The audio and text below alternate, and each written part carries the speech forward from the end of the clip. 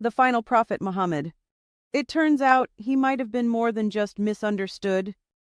Where's the compassion in people these days? Poor guy was bewitched, and I know, the Quran has a bit of a policy on that.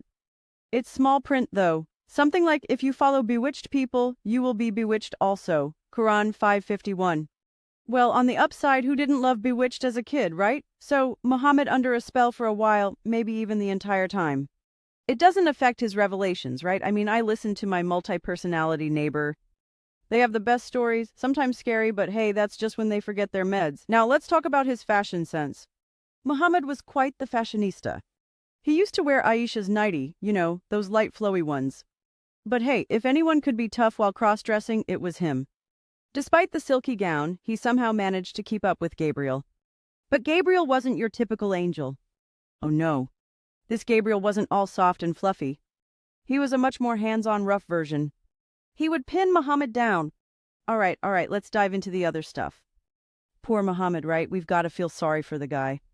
Sure, he was bewitched and everything, and then, in a moment of clarity, he admitted to fabricating things sometimes. I have fabricated things against Allah and have imputed to him words that he did not say. Sahih Bukhari 987.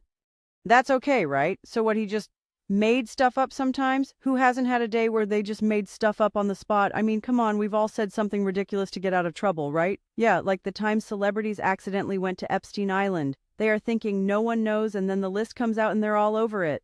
Oops, a little awkward, but we've all been there. I get that Muhammad's stories has billions of people's eternal life hanging on the line and all.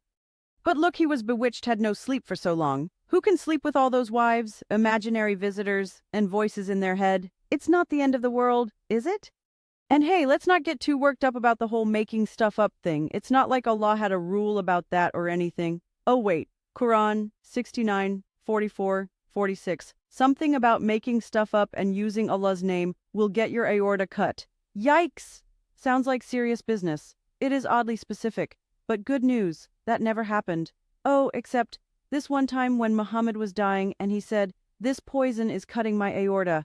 Sunan Abu Dawud 45:12. Look, before anyone jumps to conclusions, coincidences happen all the time. And really, does this actually prove anything? Muhammad had a tough life. You try remembering all the tales you hear around the village, then wrestling with an almost MMA version of Angel Gabriel, and that was while poor Muhammad was in his favorite nightie, and people want to gossip over his aorta? Next, they'll be saying, follow the Injil. Oh, the Quran already said that. Allah sure has a sense of humor, doesn't he? Says the Quran is specific for Arabs and throws in a Greek word as a treat. Come on, have a heart, pardon the pun.